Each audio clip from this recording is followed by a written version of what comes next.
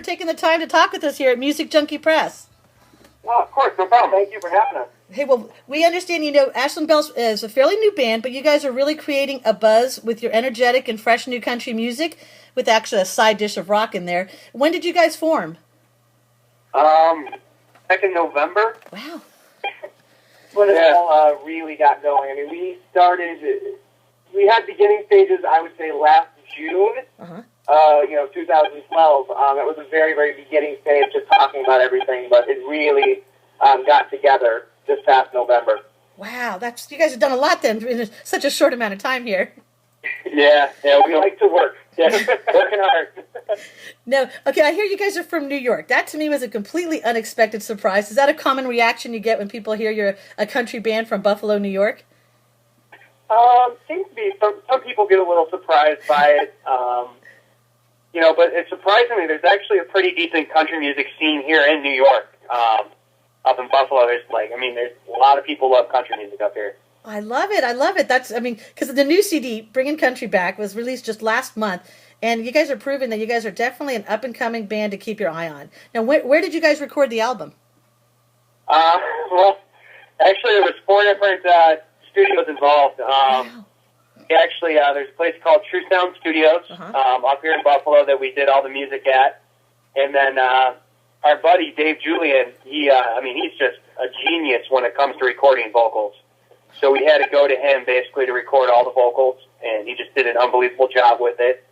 And basically from there, we sent it down to Nashville. Yeah. And another buddy of ours, named Mike Shimchak, actually took care of all the mixing.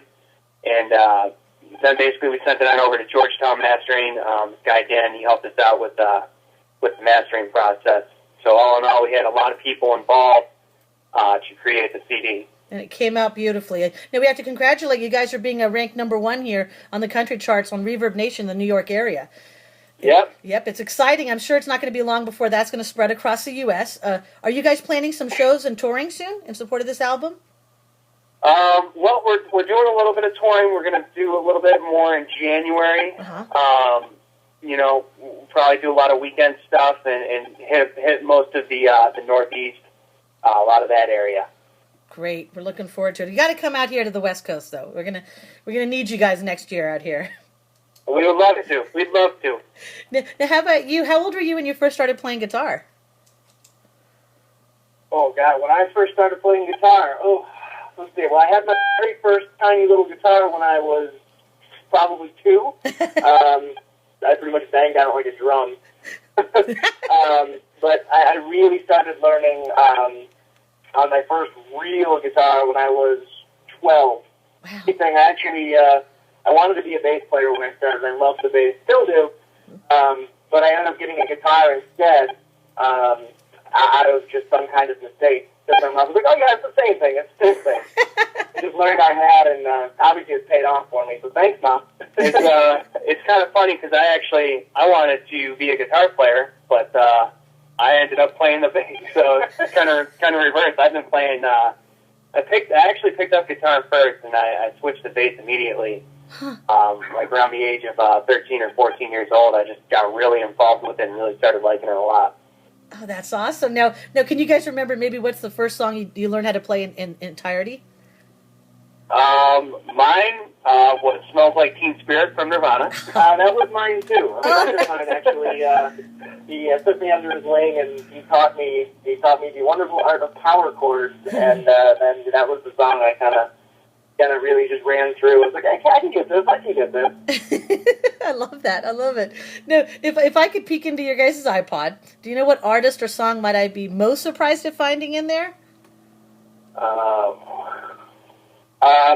Okay, I'll be the guy that goes first. I became really, really obsessed with Blurred Lines from Robin Thicke. It just came out of nowhere. I just found myself singing along, and I'm just like, really, dude? Now it's got to go on the iPod. I actually really like Justin Timberlake a lot. I mean, he's definitely one of my favorite artists out there right now. Good job. Now, if you guys could put together your dream lineup, do you know what other 2 bands you'd like to put on the bill with you? Oh, God. That's a tough question right there. That's bands across decades. Honestly, it would be my dream to stage with Vince Gill. I mean, I grew up listening to him, and I think it would be awesome to be on the stage with him. Definitely. Yeah, if we could be on a bill, I would take the Vince Gill action. For me personally, going back again, one of my favorites of all time is Dwight Yoakam. If I could ever share the stage with that man, I would be in heaven. Yeah, I would do it for free. Absolutely. Absolutely. That would be a great show. Now, okay, if you guys had to use one word to describe each of you, do you know what it might be? Oh, wow. Collectively? No, just, okay, let's say, how about you first, Dave? What's one word that you might just use to describe yourself? Oh, myself? Eccentric? Okay. Now, how about you, Josh? Jeez, I don't even know. I guess I'm always the confident one. Confident would be, I guess, the word to describe me. And what do you think about for John and Rob? What do you think you might describe them? Let's see. Can we just go with weird? Let's see. Well, Rob is he's the worrier of the group. You know, making sure that everything's always in order. So I don't know the best word to basically give him, but he's always making sure that we're on track and, you know, making sure that we have everything covered and every possible situation covered. I don't even know the best word to use to describe him, but he stresses for all of us together. Exactly. The collective stressor there, poor guy. Exactly. And then John is the guy that, he's the guy he'll always come through. Mm-hmm. Basically, whatever we need to do, he'll think of the solution. He's a problem solver. So, he's definitely the clutch player there. Yeah, so he's like the MacGyver guy. You know, if we have something that we need to do, he'll make sure, no matter what, it gets done. Johnny does mine. Yeah, so he'll do the MacGyver John. He'll do it. He'll fix everything. MacGyver, that's the perfect word for it. There you go. Well, now, your CD's got some great songs on it. You got the Bringin' Country Back. It's definitely creating a big buzz. Another awesome song that I love is Dumb Enough to Be Your Man. I love the honesty in that song. Now, how did that song come about? Well, actually, I was at home, and I was actually watching Conan O'Brien, and Luke Bryan was performing that night. Mm-hmm. And he was performing Crash My Party, and I was like, I want a song like that. I want that feel, that really mellow but like strong kind of message. So I sat down, and this is a rarity, but usually the best songs come this way. I just picked up the guitar, and I just started playing, and the song just basically just fell out of me. I love it. There was really like no effort involved, and the lyrics came right away. And of course, our previous demos and some of the songs we tracked for the album that didn't make it, we had a lot of breakup songs. Mm-hmm. So this one, I felt like I just wanted a song that kind of encompassed all of those feelings that we had in all those other songs into one song, so it would definitely make the record. And so that way, we kind of condensed it so we could have some other songs on the record that had some different messages and things like that.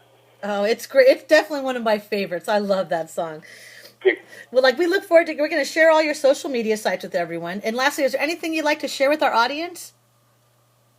We just want to thank everybody. I mean, we actually just officially hit 10,000 likes on Facebook, actually just about an hour ago. Oh, great. And, we're super pumped about it, and we're so happy that, so many people are actually really being involved with it and really, really liking it.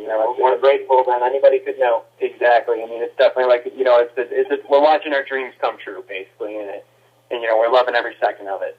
We're going to post the links on where everyone can get the new CD. Everybody's got to have a copy of Bringin' Country Back. And we thank you so much for your time, gentlemen. Oh, cool. Thank you.